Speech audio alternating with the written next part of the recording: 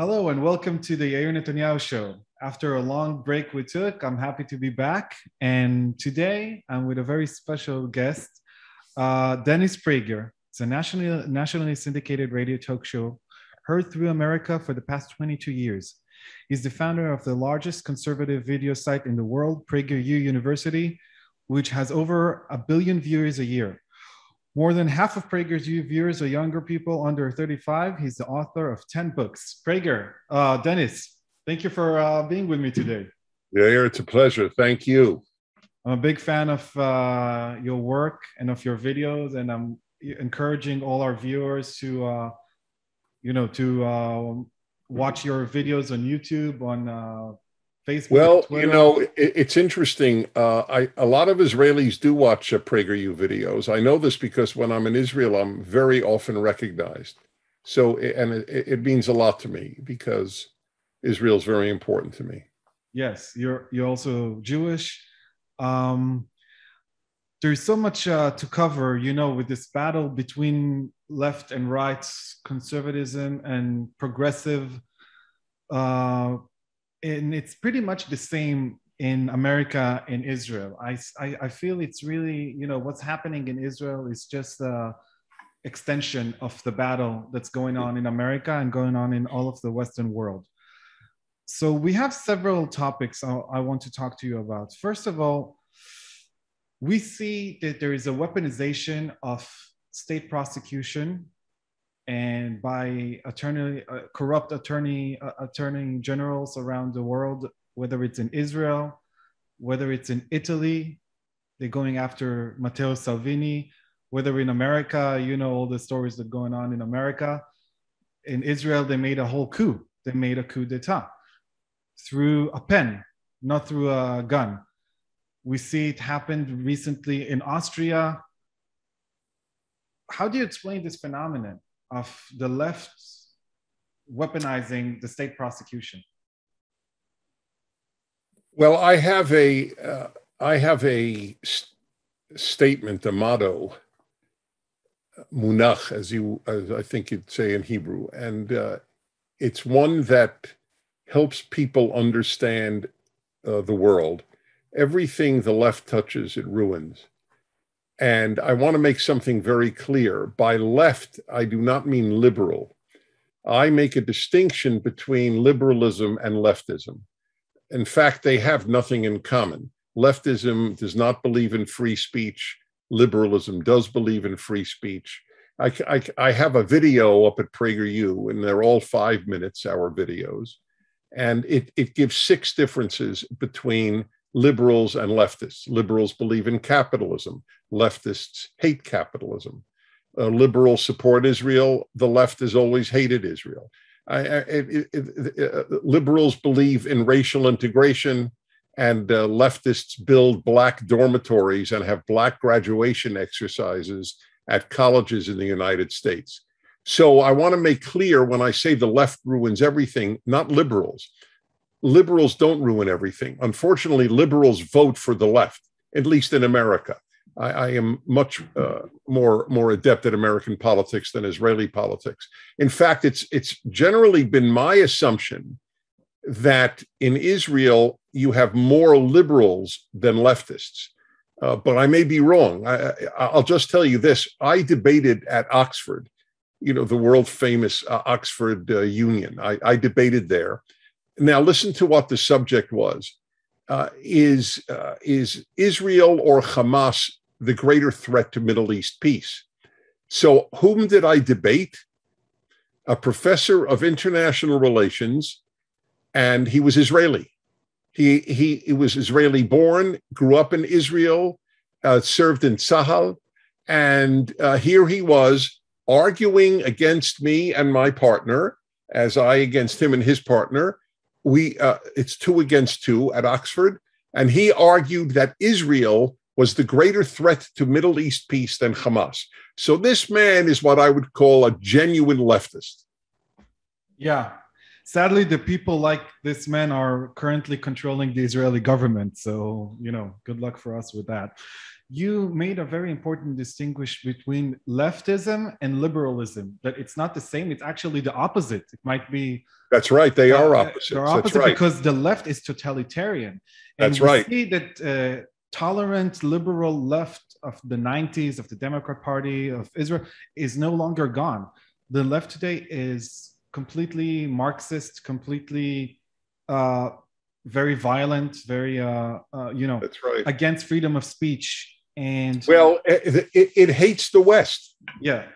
And it hates America, it hates Israel, it hates the Western culture. That's right.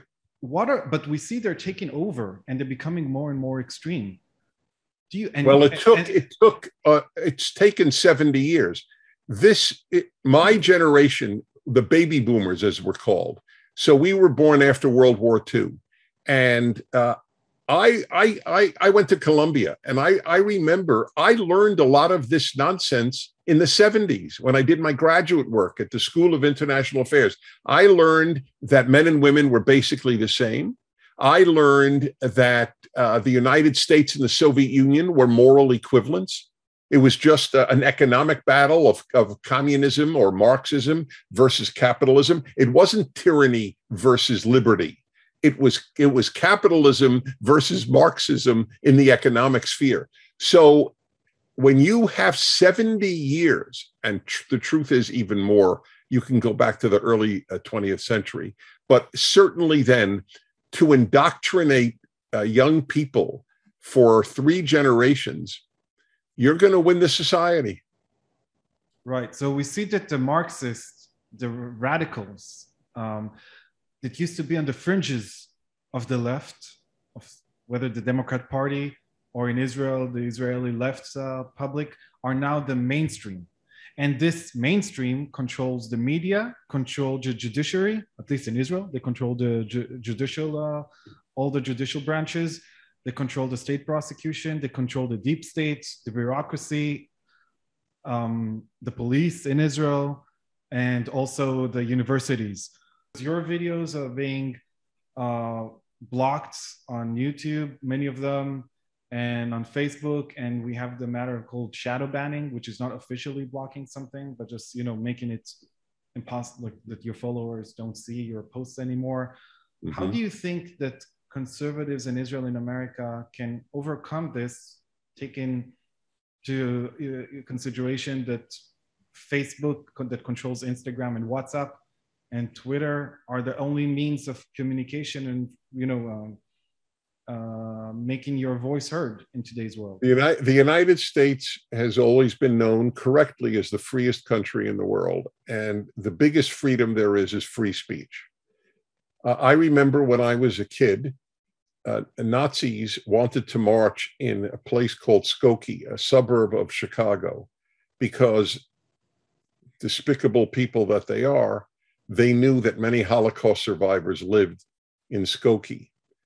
Yet every liberal organization defended the right of Nazis to march in Chicago and Skokie. And I agree with that. In America, a Nazi can speak up, a Nazi can say, I hate Jews, et cetera, et cetera. Americans always, Civil War, before the Civil War, since the Civil War, since World War I, the one thing everyone agreed was, I may disagree with you, but I will fight to the death for your right to speak, to say what you believe. That is no longer the case. Free speech is threatened for the first time in American history. And you cannot stay a free country if free speech is threatened. And it's being threatened not by the government. It's being threatened by private enterprise. This is another shockaroo, to use a silly term. It's a shock. Just what you mentioned: Facebook, Twitter, Google, Instagram, and they're all left, all of them. They're run by people who are very, very much at peace with shutting down dissent, because any place the left has ever controlled, from the Soviet Union to Columbia University, dissent is not allowed. Yeah. There is no exception in the history of the left that they would allow free speech. So you were talking about your days of studying in university and having the Marxist brainwashed. Do you think that the control of the radical left on universities and colleges is the root cause of the radicalization of our society? There are many root causes. This will be interesting how you react to this one. I have a belief that I have a sort of sets of equations to explain life. So one of them is affluence plus secularism plus boredom produces leftism. And leftism fills the hole that the death of Christianity has made in the United States. No one in the world is irreligious. There is no non-religious person living. The question is only, what is your religion? And for the left, environmentalism is a religion. Yeah. Feminism is a religion. The substitutes for what we call Judeo-Christian values, they're all substitutes. And there are fewer church-going Americans than in the history of the United States, percentage-wise. And what are they going to do? And the answer is they go to the church of the left. And the church is the university or college. The university is giving them the religion. Right. But the emptiness precedes university. So how do you think that conservative parents in Israel or the United States can overcome it? I mean, every parent wants their child to be successful, so they send them to the best college.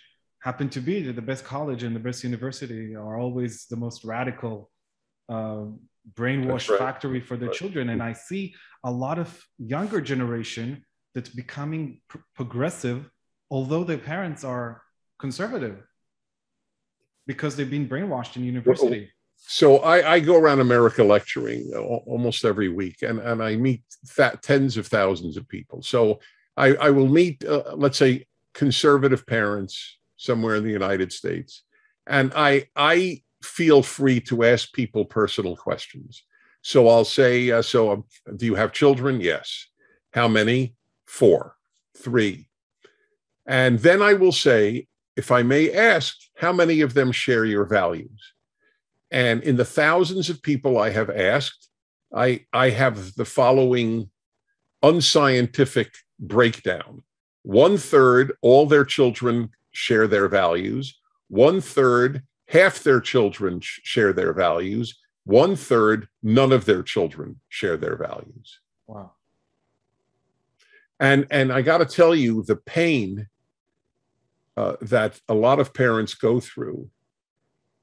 Do you know that there are millions, I think millions, not a handful, I think millions of families in which the adult child does not allow the parent to see the adult child's children, that is the grandchildren of the parent, because the parent voted for Trump. Yeah, that's unbelievable. So what can parents do? I mean, they cannot not send their kid to a college or university. They want their kid to be successful in life, to have a good career, to have a good job. Today, without a BA, you don't have anything. This is basic. This is a very big problem. And personally, not just personally, ask any of these parents, if you could do it all over again, would you have sent your daughter to college? And of course, they'd say no. But they assumed that their child would not be twisted by the university. Do you know that there's a phenomenon? We have it worse, I believe, than you do. You may catch up one day, but I'm telling you, for example, this new phenomenon of a pretty large number of teenage girls who announce that they're transgender. This has never happened in recorded history. that a serious percentage of teenage girls announce they're boys. How's that for a jolt to a parent? And it's very much because of the school, very much. Yeah. Well, so I tell parents, homeschool your children. I'm adamant about that. The best thing you could do is homeschool your child. Then you have vaccinated them against drivel and nonsense and awful ideas, and they can go to college. Yeah. So that's the irony.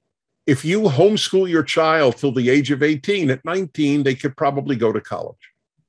Or maybe, to be more, make it an issue in elections of voters demanding their state, or in Israel, the country, to not involve politics and social science, which is not science, it's pseudoscience, in school. Just maths, English, stuff like that.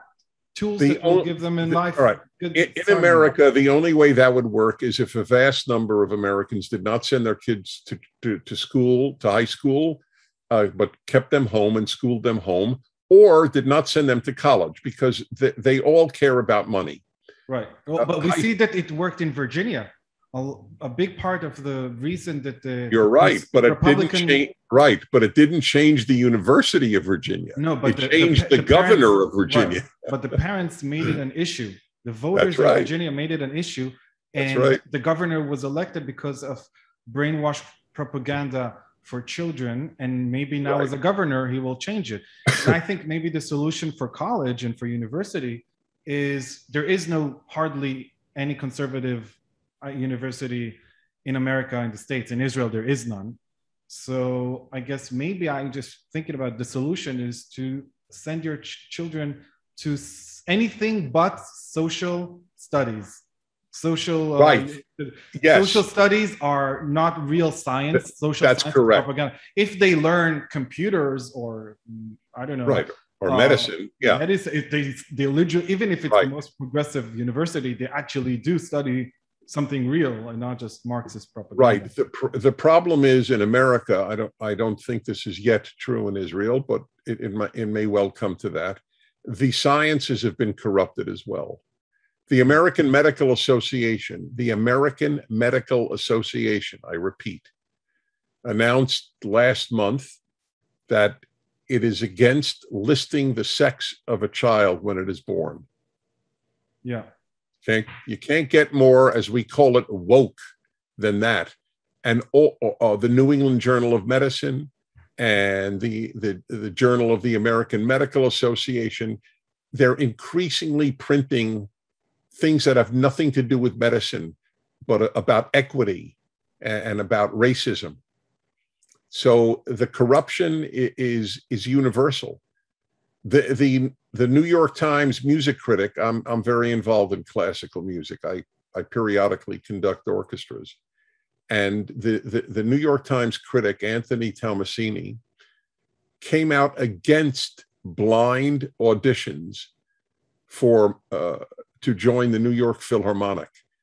What is a blind audition? Somebody auditions to be in the violin section or the trumpet section. They're behind a curtain. So you don't know their race, you don't know their sex, you don't know if you know them. It's completely fair. It's based solely on how well they play an instrument. On merit, yeah. On merit. The left is against merit. Yeah. They want members of the New York Philharmonic to be chosen on the basis of race. Which is racist. In the name of anti-racist, they're racist. In the name of anti-fascism, they're fascists. That's correct. Amazing. But I have another question. Why do you think that the left in Israel and America controls the media like 100%? In America, you do have Fox News and Newsmax. In Israel, we have nothing. 100% of the media in Israel is totalitarian, Soviet-style, shameless propaganda. Why is that? Why they're so good in doing propaganda in media, in films and stuff like that? Well, and we're not. One big reason is most conservatives are not preoccupied with politics, and they have no great desire to have power. So the left is at a distinct advantage in all of these issues.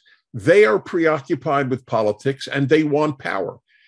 The conservative wants smaller government by definition. If they don't want smaller government, then they're not a conservative.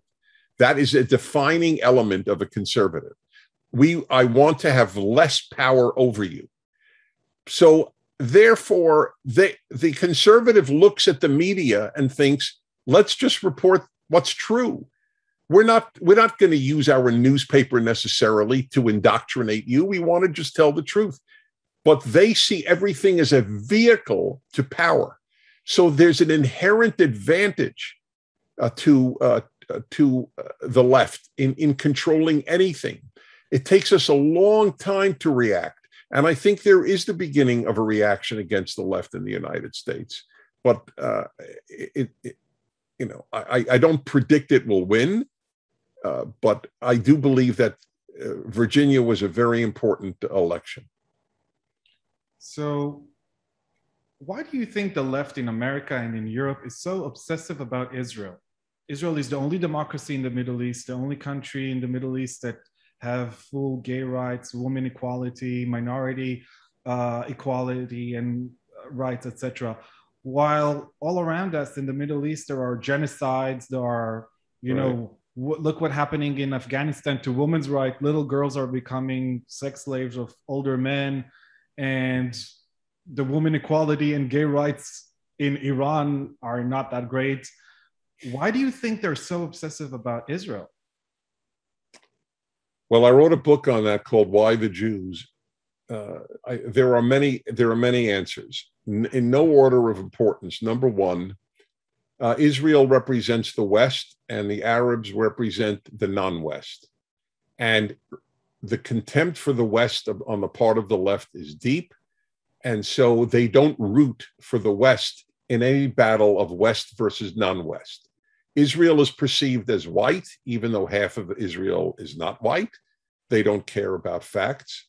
But Israel is perceived as white. The Arab world is perceived as non-white. In any battle between white and non-white, the left will choose. Which is, by the way, it's funny because there's a lot of racism in the Arab world towards Black. The only place where there is still an active slave markets where Blacks are being sold as slaves right now in 2021, it's in Libya. They're selling African Black slaves in slave markets, and there's a lot of racism in the Arab world against the Black. There was a genocide against the Blacks that, Sudan made in Darfur the last decade, which is an Arab country. Yes. So it's very interesting to see that they are automatically associated with the Blacks. The word for Black in Arabic is slave. There was no slavery like Muslim Arab slavery over Blacks. One of the reasons you don't see many Black Arabs, whereas you see many Black Americans, is that the Arab slave masters generally removed the genitals of the male so that they couldn't reproduce and make families, whereas in America, many of them made families and certainly reproduced. Anyway, back to so you were commenting on my statement, the white, non-white. Then there's another distinction that matters to the left: rich and poor. Israel is deemed rich, so you always root for the poor versus the rich.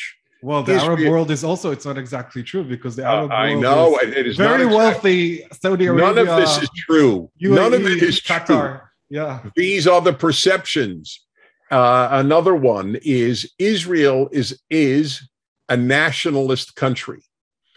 And like they hate Viktor Orban because of Hungarian nationalism, they hate Israel for Jewish nationalism. That's a very big, they hate nationalism because they don't want, the nation state is the only thing, the only impediment, the only block towards universal power, which is what they would love. That Brussels would love to control Europe, and ultimately have the United Nations control the world. And the World Court adjudicate for every country. So Israel is a Jewish national state. So two things they hate: inherently about Israel is nationalism and religion. Israel is the worst. It's a religious nationalism.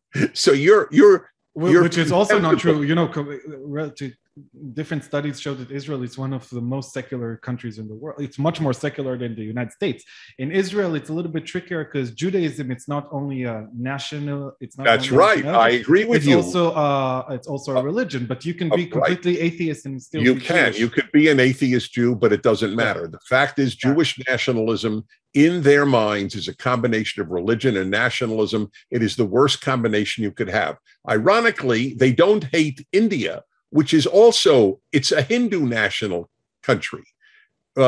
So therefore, there must be something unique about Israel. But the Palestinians and all the Arab world is very nationalistic and very Islamist, very religious. There is no such concept of secularism as we know it in the Arab world. That's right.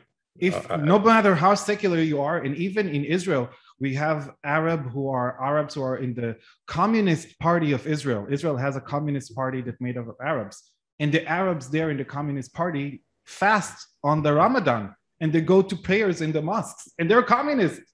Even the Arab communists are still religious and still following Islam. So how come they're fine with nationalism and religion? Well, your question originally was, how come they're fine with Israel with its gay pride days in Tel Aviv and even Jerusalem?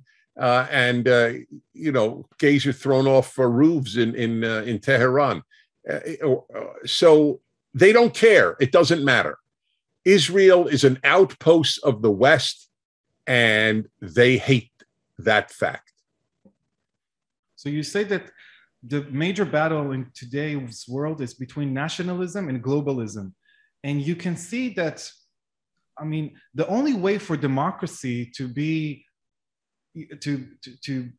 real is in a framework of a nation state. If you're a citizen of a specific territory, of a specific nation, and you have the right to vote in elections, if there is no boundaries, like, you know, in their Imagine song of John Lennon, in their what the globalist dream, there is no borders, there is no countries. So how could there be democracy? Who will control the world? In democracies, we control our fate, the citizens, by electing our leaders, and we can vote them out. But if the world will be controlled by globalist organizations like the UN, like the EU, that are run by bureaucracy, international bureaucracy, with no elections, how could we have freedoms, and how can we have civil rights in such world? I said earlier that the left always suppresses dissent. The left, you asked, how can we have freedom? The left is not interested in freedom. It never has been. It isn't now. So you're asking a question that doesn't matter to them. But do you think this is where we're heading to? Yes. The decline of nation state and a new world order of the world controlled by multinational corporation. And why was the elite in America as well as in Europe so angry at the British for voting for Brexit? They were shocked and they were angry. Yeah. Britain asserted a national identity over Brussels. This is a sin. This is eating pork on Yom Kippur. And I think the illegal immigration issue, it's a major part of it, isn't it? We see that the common theme between the left in Israel, America, and Europe is pushing forward illegal immigration and illegal immigrants because they want to change the identity of the country and make national identity obsolete. So we see that since Biden took office, 1 million people got into America illegally. In Israel, we see the left pushing forward very aggressively immigration of Africans to Israel, because we have a border with Egypt and Egypt has a border with the rest of Africa. So they used to flood Israel from our southern border. My father built a wall on our border with Egypt, so it stopped, but now they want to bring them in other ways. In Europe, we see the immigration issue now on the Belarusian Polish border, and we had it before from Turkish and Greek borders. Why are there so pro illegal immigrants and not legal immigrants? Because there are different agendas. In the United States, a major agenda is the belief that the more millions from Latin America means more Democrats. So there is a raw political interest. Then there is another factor. Every leftist thinks that he or she is a moral giant, and they feel morally pure when they say, "Oh, let anybody in so that we can feed them and clothe them," and that makes them feel good. Why did Angela Merkel allow 1 million people from the Middle East to come in? Because of the Holocaust. She wanted to say to the world, look, we Germans are different. We kicked Jews out, and now we welcome 1 million Arabs. Which is quite ironic, specifically with Germany, because Germany today, it's one of the most hostile countries to Israel. It's worked tirelessly to destroy Israel from within, official funding from the German government with billions of euros go to the most radical communist anarchist NGOs inside Israel that destroy our society from within and make Israel the new Nazi Germany, while Germany is the saints. So it's pretty ironic. And I think in Israel, the issues of illegal immigration, and also they have now the Muslim Brotherhoods are in control of the Israeli government. So they are pushing forward what they call family reunifications of Palestinians, which is actually Muslim Arab Bedouins in Israel, Arab citizens, marrying first, second, third, and fourth wives. They're importing them. They never met them before from the Palestinian territories and from other Arab countries. And by so enlarging the Arab Muslim population of Israel. So this is just a way in Israel, I think, for the left to destroy the Jewish identity of the country by just making the Jews the minority in their own state. So obviously, if we're a minority, Israel won't be a Jewish state. So for us in Israel, it's a real existential threat because we are only 7 million Jews out of 9 million people, while 2 million people are Arab Muslim. So it's not like you in the States, 300 million Americans. For you to change your national identity, it will take a lot. For us with 7 million Jews, it's very fragile. And we are, thanks to my father had a policies of all these terms of 15 years of making Israel a capitalist free market economy. So that made Israel from a socialist country, very poor country, to be one of the 20th richest countries in the world, according to Bloomberg, with our GDP per capita higher than Britain and Japan and France. So while we are welcoming millions of non-Jewish immigrants from Africa and the Middle East, our Jewish majority can be wiped off very easily. So this is very extensive. Well, they don't like national identity. No leftist anywhere in the world does. They think it's fascist. They think it's neo-Nazi. And in the United States, we have a problem, not just because of vast numbers of people coming in. We aren't even producing Americans in America. The number of young people who look at the American flag today and see it as a symbol of racism is extraordinary. When I grew up, we said the Pledge of Allegiance every morning in our school, and I went to a Jewish school, an Orthodox Jewish school, and we said the Pledge of Allegiance to the flag every single day. We were raised to love this country in the school that I went to in Brooklyn, New York. I'm living in LA all of my adult life, but I grew up in New York. But this is not the case any longer. So we don't even need immigrants. Yeah. vast numbers of immigrants to de-Americanize Americans. Your own young people are It's being, de-Americanized. that's right. It's being done here. But I think forgive me. I think that is somewhat being done in Israel too. I think. Oh, big time. Oh, a strong Israeli identity, I think, does disturb the left. Yeah, they're very much against it. But I was always wondering, as you said, about the young people in America that see the American flag and hate America. They hate America because they say it's a colonialist state and imperialist state, and America was built upon Native American land, which is true. So if they are whites, this part is true with the Native American. If they are whites living on Native American stolen soil, why don't they give their house for free to a Native American and go back to their ancestral homeland in Europe? They don't do that. All the liberals, white people in America that's speaking about the injustice. Well, here's a beauty for you. They're still living in this stolen Indian land.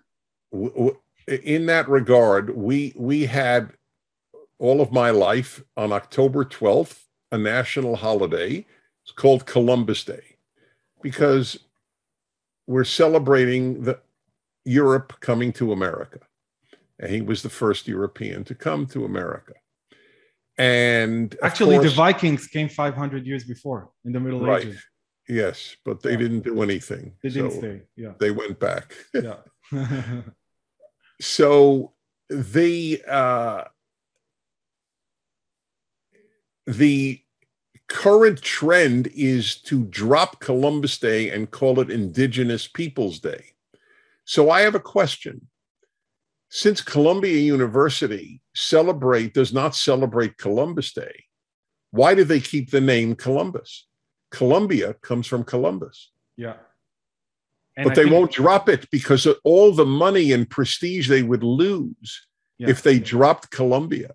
Why doesn't Columbus, Ohio, which is a liberal city, why doesn't it drop its name? So it's all phony. Yeah.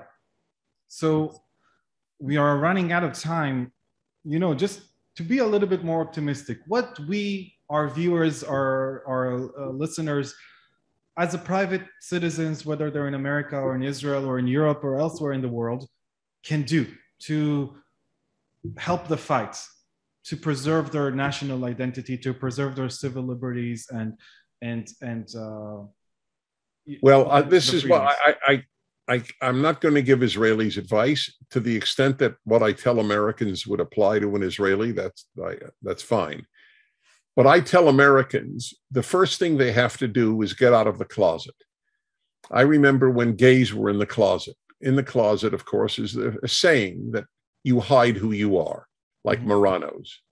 Conservatives in America are Marranos. I tell non-Jews what a Marrano is, and they accept that is exactly what is happening.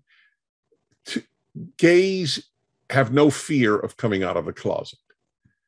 Conservatives have a fear of coming out of the closet. And by the way, it is a legitimate fear. They may lose the love of their children. They may lose a lot of friends. They may lose their job. Yes, that's exactly right. Money.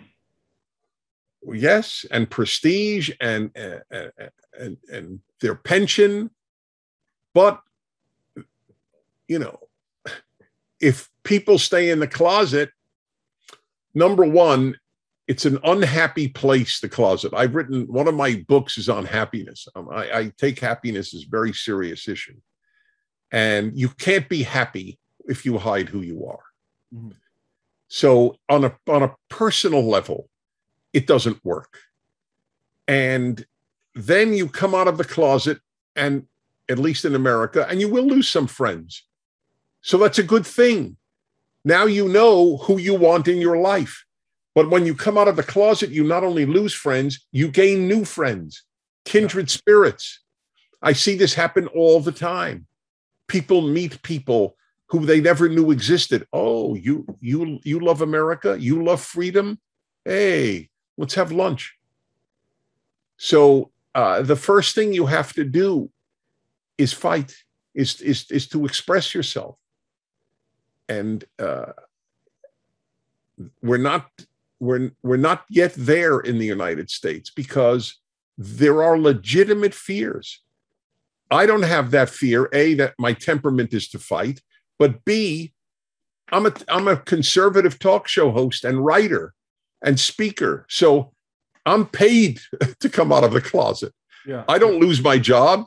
I get my job. I admit it. So it's easier for me to do this than it is for the guy who works at some company. And what else they can do besides this? Well, you have to educate yourselves. That's why PragerU is so big. People watch the videos and then they learn what is the difference between capitalism and socialism. Why is big government a problem? Why is nationalism a moral idea? Why? I know that a lot of conservatives are secular, but I think it's a big mistake. I'm not Orthodox, but I am religious because I know that the God issue is the single most important issue. Conservatism will not survive generations of secularism. Their secular kids will look to something else for meaning. So, you don't have many options in Israel because it's almost all Orthodox. So Israel is a separate entity entirely. I know I created a synagogue in Los Angeles, and hundreds of people come. And I've been conducting Rosh Hashanah, Yom Kippur services for 15 years. 400 people come, and it's not Orthodox, but it's very God and Torah centered. Yeah, I'm sort of an anomaly. I believe that God is the author of the Torah, but I'm not Orthodox. I have a sort of strange melange of things. But I'm not fully Orthodox halachically, but I'm Orthodox. I'm Orthodox, not orthoprax.